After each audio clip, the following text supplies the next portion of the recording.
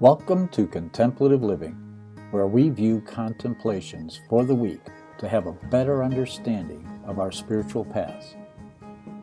This is Contemplative Living with Dave Bennett, contemplations and reflective meditations.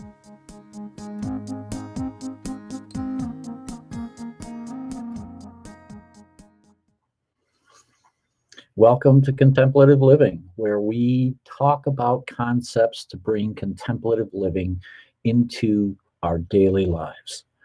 And I'd like to start today with just a very brief reading from Meister Eckhart. And he says, "What a man takes in by contemplation, that he pours out in love." And that's absolutely beautiful.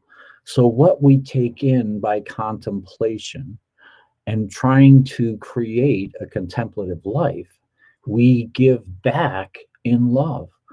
I think that that's absolutely an amazing concept if we can bring that into our being, bring that into our who we are, that by our contemplative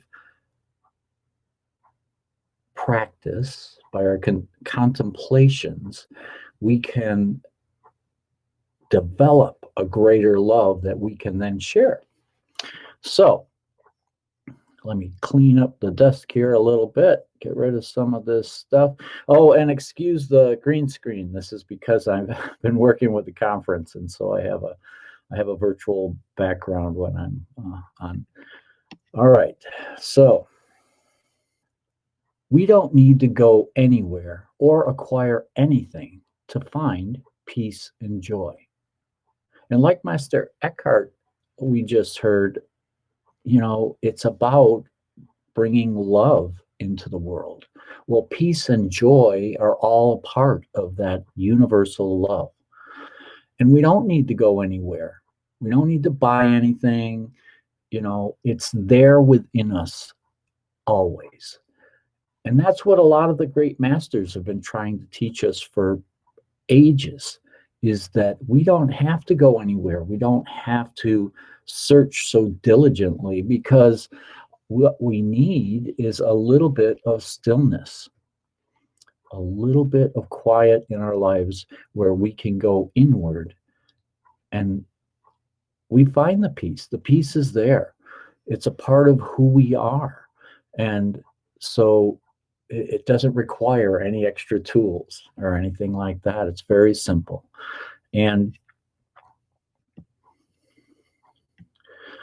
so we develop self-esteem and self-worth from the inside, from the level of awareness that holds the same level, the same infinite value, regardless of what we think.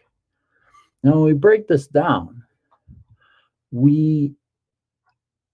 to understand and to develop self-esteem and self-worth, we have to begin to understand who we are.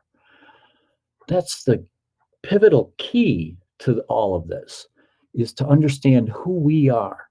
And from that level of awareness that holds the same infinite value, we're talking about our connection to oneness.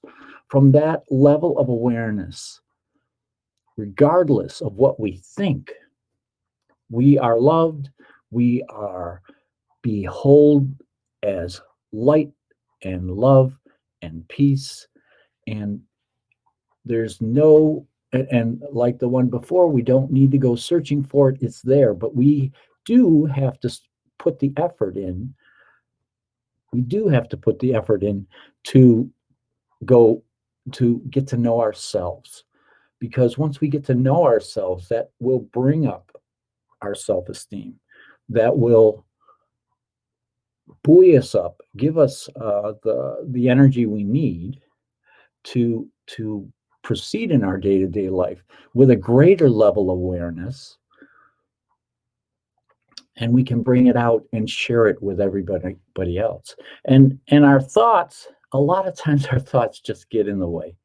They get in the way of so much, because we try to analyze everything, especially the current, you know, the current culture that we have right now is to, to overanalyze everything, to look at it from every direction.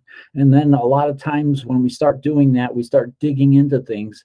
We get caught up in the circumstances, and our emotions get involved, and then it becomes this drama filled uh, epic episode that and it doesn't need to be that. We need to come back to simplicity and just develop who we are from our heart, from our inner knowing, and allow that to grow. We don't need to analyze so much. We need to feel it in our heart, know it in our heart, allow that to communicate to our mind, and then go forth, and then engage in the circumstances that surround us. So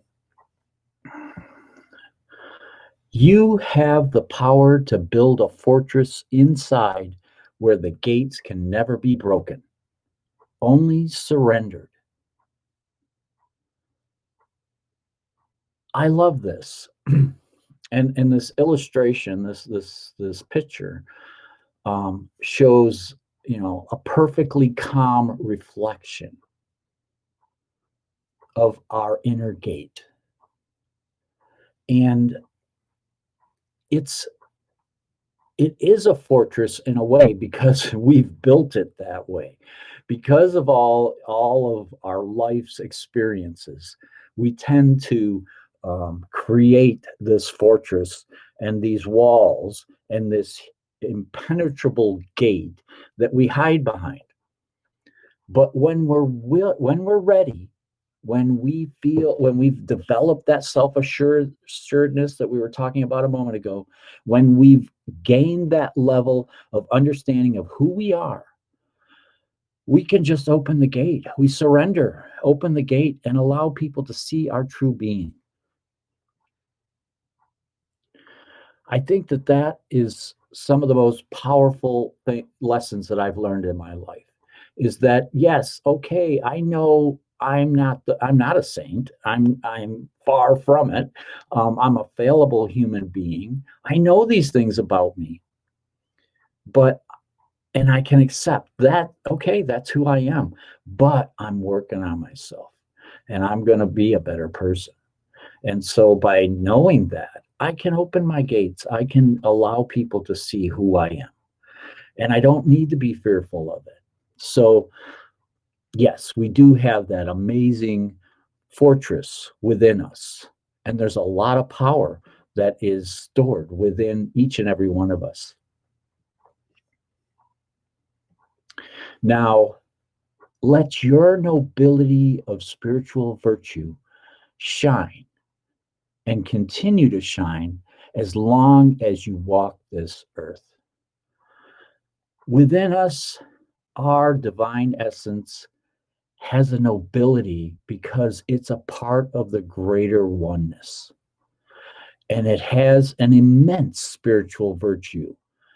And all we have to do is connect to that, and it imbues us with a greater sense of understanding that is rooted in love, is rooted in peace. And when you can approach any situation in a peaceful manner, you're showing your nobility of spirit, your nobility of connection with the oneness. When you're in that place of peace and tranquility and joy, you can bring that forth and shine it out like a beacon for everyone else. And it becomes such a way of living. I like to use the term living in wonder. Well, it does. It builds that sense of wonder from when we were children and how everything is fresh and new.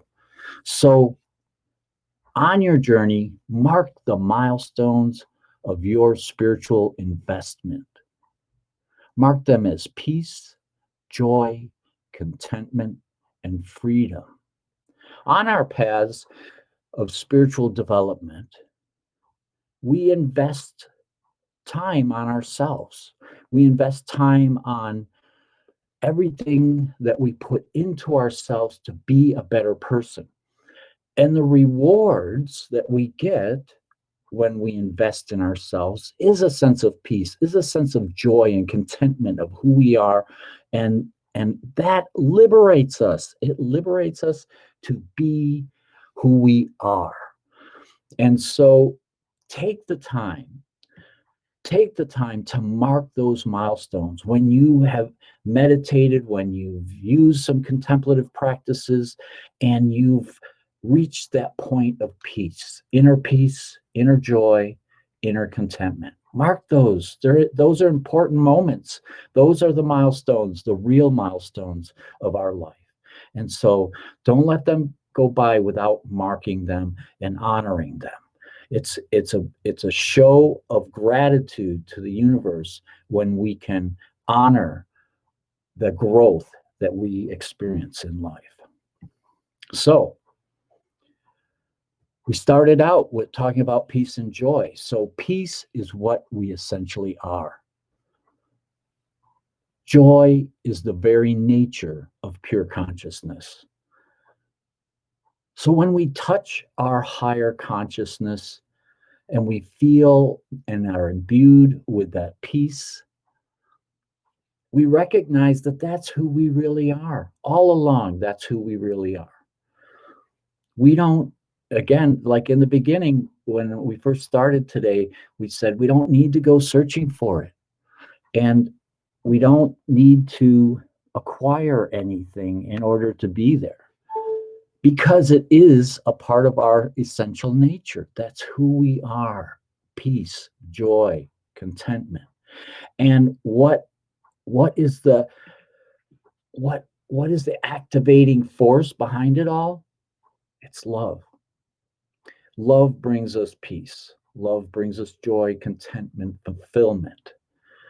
And all of those aspects, peace, joy, love, are all combined together. And it's all a part of our true nature and who we really are. So we've got some shout outs today. So I want to shout out to Justine. She was here from the very beginning. Good morning. How are you? Whoops. Mary Beth. Hey, good morning. It's good to see you guys. And Shirley, I'm glad you made it a little earlier this morning, so you should be able to get to church on time. So, all right. I want to thank you for being here this morning. I know I started a little early, and oh, Travis made it. Great. Thanks, Travis. I'm glad you're here. So, namaste until next time.